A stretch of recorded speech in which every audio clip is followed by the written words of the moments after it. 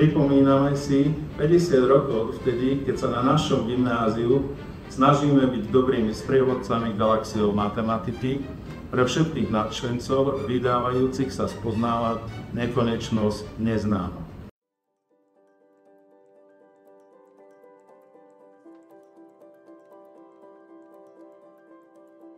Triedu robia matematickou v prvom rade jej žiaci. Nikoho neprekvapí, že obľúbujú matematiku a prírodovedné predmety vo všeobecnosti, že majú blízko k technológiám, že radi riešia problémové úlohy, sú zvedaví, veľa sa pýtajú, veľa objavujú, skúmajú. Ale myslím si, že za úspechom tohto 50-ročného projektu je niečo viac. Pamätám si, keď som stála pred otázkou, prihlásiť sa na talentovky alebo do všeobecnej triedy bez prijímacích skúšok.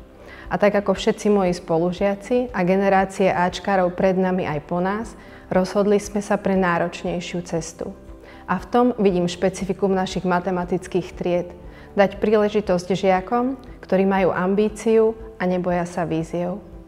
Súťaže dávajú záujemcom možnosť porovnať svoje sily s ostatnými, ale taktiež aj spoznať ľudí s podobnými záujmami, či dokonca vycestovať na miesta, na ktoré by sa inak pravdepodobne nedostali, ako napríklad do Tokia či Rio de Janeiro. Za posledné 2 roky žiaci našej školy tvorili dokonca väčšinu členov slovenskej delegácie na medzinárodnej a európskej fyzikálnej olympiáde. K úspešnej reprezentácii žiakov do veľkej miery napomáhajú aj matematické triedy. Vďaka nim sa na jednom mieste stretávajú ľudia, ktorí sú ochotní na sebe pracovať a zlepšovať sa. Prepojenie matematických tried s fyzikou vidím hlavne v zapájaní sa žiakov do fyzikálnych súťaží, národných aj medzinárodných. Matematika vlastne poskytuje nástroj, ako čo najpresnejšie vysvetliť alebo opísať deje v reálnom živote. A naopak fyzika poskytuje matematike reálny kontext. Fyzika nás baví, pretože na nej môžeme prakticky využiť poznatky, ktoré sa učíme na hodinách matematiky. Aby sme získali čo najpresnejšie merania, musíme zostaviť hodnú aparatúru, čo nás núti a učí byť kreatívnymi a zručnými, pričom tieto vlastnosti vieme využiť v reálnom živote aj v budúcom povolaní.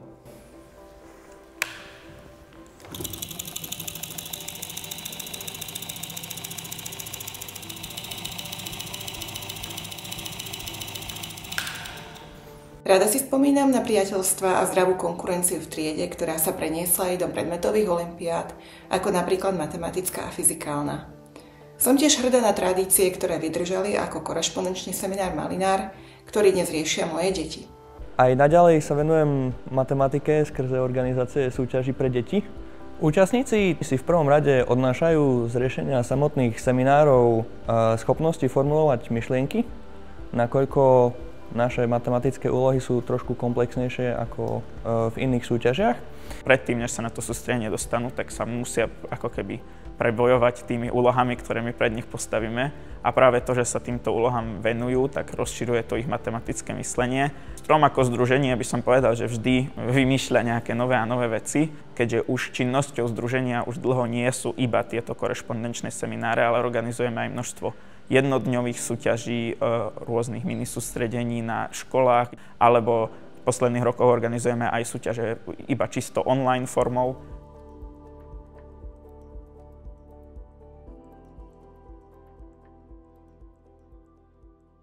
Poštová, a v tom sa asi zhodneme, je synonymum kvality. Je to škola, ktorá je dlhodobo lídrom nielen v rámci Košíc, ale v rámci celého Slovenska v oblasti vzdelávania, lídrom v oblasti prírodných vied, a je to miesto, kde sa talent žiakov mení na konkrétne výsledky. Talent je niečo, čo rozdávate, a talent je niečo, čo si ja nesmierne vážim. Teda dovolte mi ešte teraz raz na záver poďakovať všetkým pedagógom, ale aj nepedagógom na vašej škole, pretože aj tí sú tí, ktorí vychovávajú. Všetkým tým, ktorí ste prešli touto školou, všetkým tým, ktorí naďalej následne tieto talentované deti z vašej školy preberajú, učia a vychovávajú. Nech sa tradícia vynikajúcej matematiky na gymnáziu Poštová zachová a nech aj ďalšie generácie študentov nesú jej dobré meno do sveta.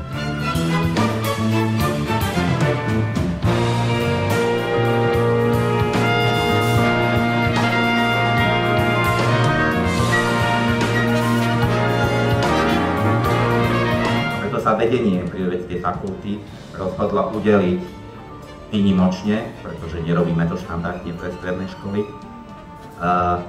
striebornú medailu pri príležitosti 50. výročia zriadenia tried so zameraním na matematiku.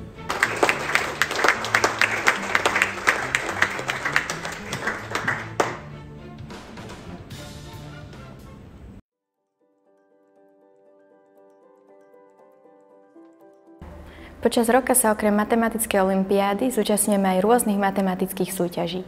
Sústredenie je skvelou príležitosťou na to, aby sme si vymenili svoje tipy a skúsenosti. Na sústredení sa venujeme príprave na matematickú olympiádu, riešime rôzne prípravné a návodné úlohy. Zisťujeme, aký je rozdiel medzi matematickou olympiádou na základnej a strednej škole.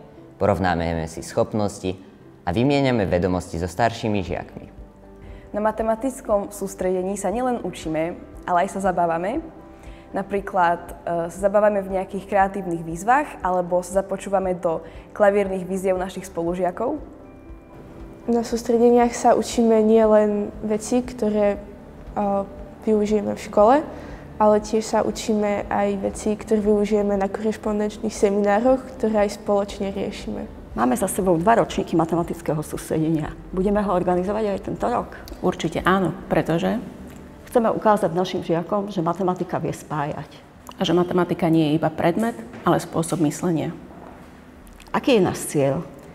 Vytvoriť a prepájať komunitu súčasných žiakov s bývalými absolventmi, s učiteľmi z vysokých škôl a s ďalšími členmi matematickej verejnosti. Chceme ponúknuť žiakom možnosť prehlbovať si svoje vedomosti, a to aj mimo školských hlavíc, aby rozvíjali svoju kreativitu, tvorivosť, jednoducho, aby si vytvárali spolu matematické a nematematické zážitky.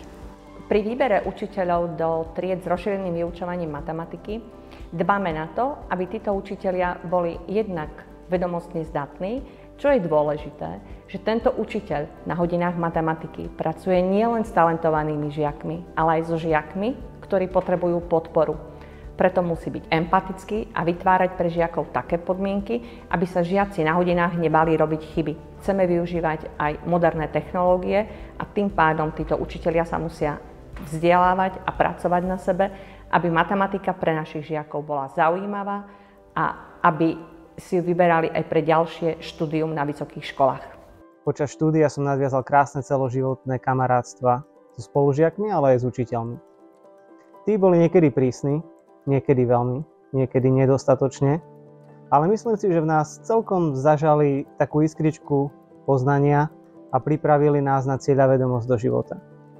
Po štúdiu na gymnáziu som sa venoval ďalej matematike na univerzite a na doktorandskom štúdiu. Neskôr som sa zamestnal v investičnej banke v Londýne, v banke Morgan Stanley, kde, ako som zistil, sa matematika, aj vysoká matematika používa na dennej báze a bol som z toho príjemne prekvapený. Mojou triednou učiteľkou bola pani profesorka Katarína Grünmanová. Silná osobnosť s vysokou autoritou. Bola prísna, ale spravodlivá, dôkladná a vedela veľmi dobre naučiť matematiku. Aj keď som na gymnáziu sa najviac zaujímal o matematiku, na vysokých školách som potom študoval najmä ekonómiu a financie a teraz vlastne už vyše 25 rokov učím na univerzite v americkom Chicagu. Popri tom ma asi najviac zamestnáva práca v dozornej rade americkej investičnej firmy Vanguard. A napriek tomu, že už vyše 30 rokov žijem v Spojených štátoch, tak som na Slovensko nezabudol. Takže stále cítim svoje pevné korene v Európe, na Slovensku, v Košiciach a na gymnáziu Poštova.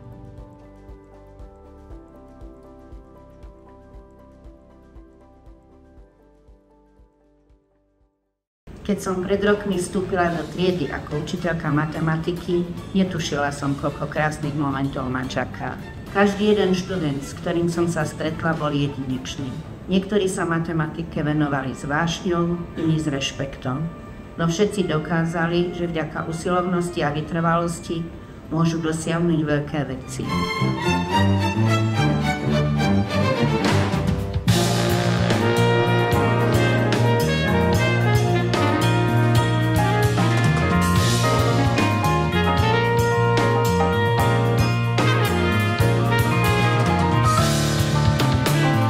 Mnohí z vás, ktorí tu dnes sedia, ste našu triednu profesorku Katarínu Grundmanovú tiež zažili ako učiteľku.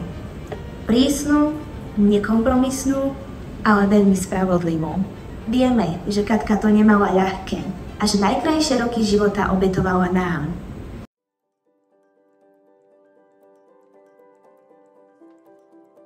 Ešte v prvom ročníku sme sa na hodine informatiky rozprávali práve o umelej inteligencii a tam sme riešili to, že ako rôzne nástroje AI dokážu nahrázať ľudí v rôznych schopnostiach. No a keďže mňa teda veľmi baví matematická a fyzikálna olympiáda a veľmi rád sa týmto oblastiam venujem, tak ma teda tak trošku egoisticky zaujímalo, že či to dokáže niekedy nahradiť aj mňa. Prostredie na Poštovej mi veľmi dopomohlo, aby som si našiel konzultantov a školiteľov na Univerzite Pavla Jozefa Šafárika, ktorí ma teda v tomto veľmi podporovali. No a toto všetko sa zhmotnilo v tom, že som napísal prácu na stredoškolskú odbornú činnosť.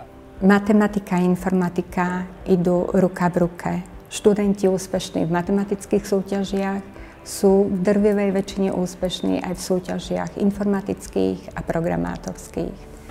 A preto sa vyučovaniu informatiky a programovania v triedách s rozšíreným vyučovaním matematiky venovala a aj venuje zvýšená pozornosť. Tento rok sa naša škola už 4-krát zúčastnila súťaže IT Creativity Lab. Minulý rok sme do tejto súťaže programovali edukatívne hry, ktoré sme potom prezentovali aj na súťaži Founders Challenge Competition. Novou skúsenosťou v tomto školskom roku bola súťaž Cloudfight Coding Contest, ktorá je jednou z najväčších tímových programovacích súťaží na svete. Výber triedy sme sa zúčastnili matematického Erasmu. Boli nám prezentované aj rôzne matematické problémy, ako už možno niektorí spolužiaci povedali o teórii hier, ale aj o geometrii. Sú to veci, ktoré nie sú bežne vyučované v škole a nešlo ani tak o to, že sme to pred nimi prezentovali, alebo oni nám to prezentovali, ale skôr o to, že mali sme možnosť sa sústrediť na to my vo voľnom čase s tým, že sme to chceli robiť a nie museli. Matematické mobility Erasmus Plus tu na Poštovej určite neboli prvým plánom. Vyvinulo sa to tak prirodzene, keď sme pred 3 rokmi chystali hosťovanie žiakov z Portugalska. A ako prípravnú aktivitu sme urobili zdieľanú hodinu matematiky online. Po roku sme uskutočnili prvú matematickú mobilitu v Helsinkách vo Fínsku, v škole, ktorá pripravuje matematicky nadaných žiakov z celého regiónu.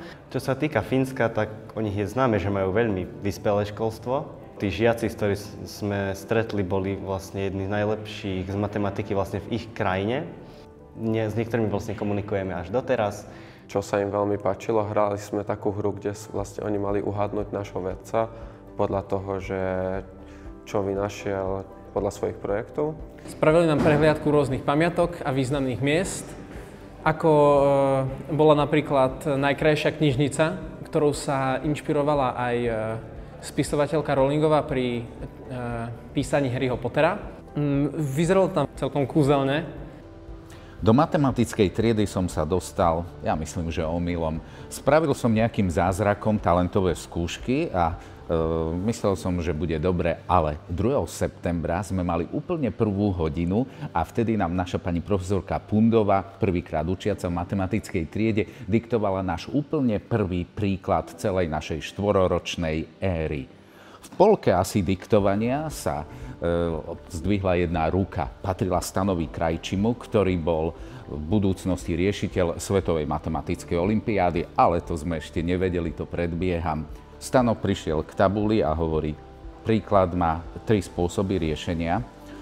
Prvé je cez matice. Ja som dovtedy myslel, že matice sú šrúbky. O chvíľu písal už druhé riešenie a hovorí, toto riešenie je síce zdĺhavejšie, ale veľmi elegantné. A potom už zotieral aj to druhé riešenie, aby napísal tretie a vtedy hovorí, pani profesorka, nezotierajte, kontrolujeme všetci a zo zadných radov sa zdvihli ďalšie ruky. To má dobre, v pohode. A ja som si len tak v duchu uvedomil a povedal, že zadanie nedodiktujeme. Také všeobecné veci, čo každému sa želá, nech je veľa žiakov, nech žiaci sú veselí, hraví a učitelia nech s nimi nájdu čo najlepší spoločný jazyk.